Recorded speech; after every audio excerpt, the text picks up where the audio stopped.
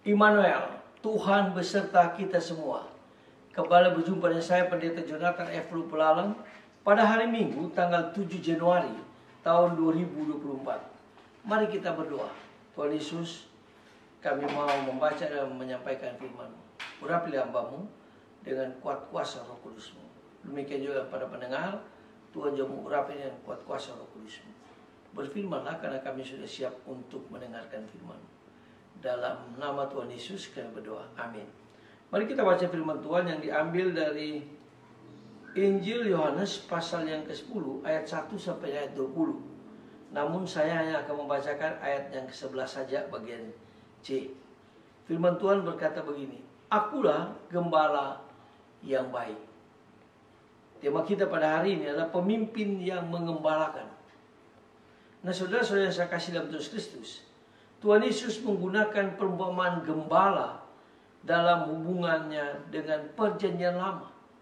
Itu bisa kita lihat di dalam Yeskel pasal 34. Yaitu Tuhan sebagai gembala yang baik di dalam perjanjian lama.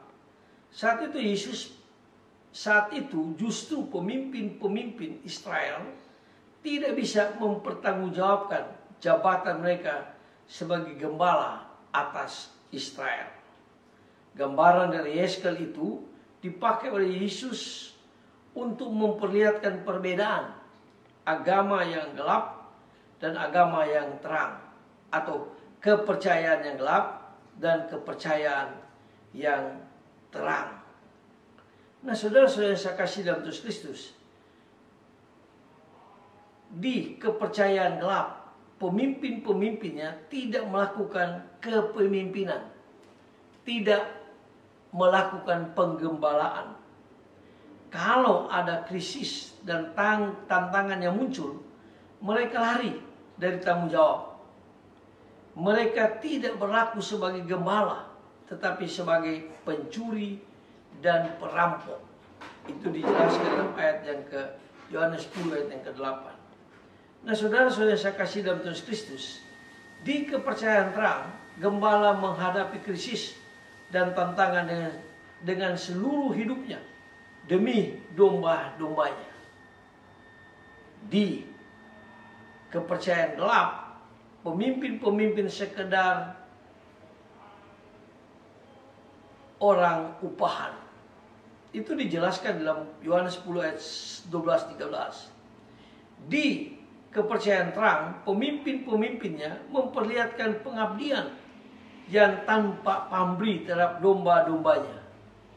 Dan itulah sebabnya Yesus adalah gembala yang baik, yang datang supaya umat dapat hidup dalam kelimpahan. Yaitu dijelaskan di dalam Yohanes 10 ayat 10b. Tidak seperti pemimpin-pemimpin kepercayaan yang gelap, yang hanya mengurus umatnya supaya mereka dapat hidup berkelimpahan. Nah, saudara-saudara yang saya kasih dalam Tuhan Kristus, barangkali perumpamaan atau metafor mengenai gembala dan domba tidak relevan lagi bagi kehidupan kita di masa kini. Apalagi dalam budaya teknologi elektronik yang canggih. Tetapi kepemimpinan yang baik harus berjalan sesuai dari masa ke masa, manapun mereka menggembalakan dengan baik. Nah, itu sebabnya gereja harus menciptakan pemimpin yang menggembalakan, bukan pemimpin yang hanya menyuruh, tapi harus pemimpin yang menggembalakan. Sebab sebagai pemimpin yang menggembalakan harus bersedia untuk melindungi mereka yang memimpin sekuat tenaga dengan seluruh hidup mereka. Mereka harus melaksanakan kepemimpinan dengan penuh tanggung jawab. Nah, itu harus berlaku di jemaat-jemaat dan gereja Tuhan.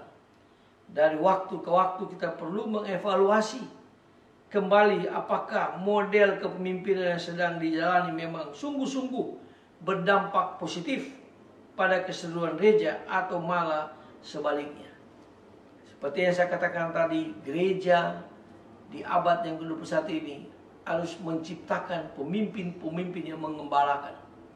yang bertanggung jawab, yang berani dengan tantangan-tantangan yang baru, tantangan-tantangan teknologi yang luar biasa, yang canggih, yang luar biasa. Makanya gereja harus menciptakan pemimpin yang mengembalakan, pemimpin yang diberkati Tuhan, pemimpin yang mengandalkan Tuhan, pemimpin yang bersandar kepada Tuhan Yesus. Mari kita tunduk kepala, kita berdoa. Tuhan Yesus, tolong supaya gereja-gereja menciptakan akan pemimpin-pemimpin gereja yang mengembalakan, bukan pemimpin-pemimpin gereja yang bersifat komando. Terima kasih Tuhan Yesus. Ampuni dosa kami, dengarlah doa kami. Dalam nama Yesus kami berdoa. Amin. Sampai berjumpa di kesempatan yang lain.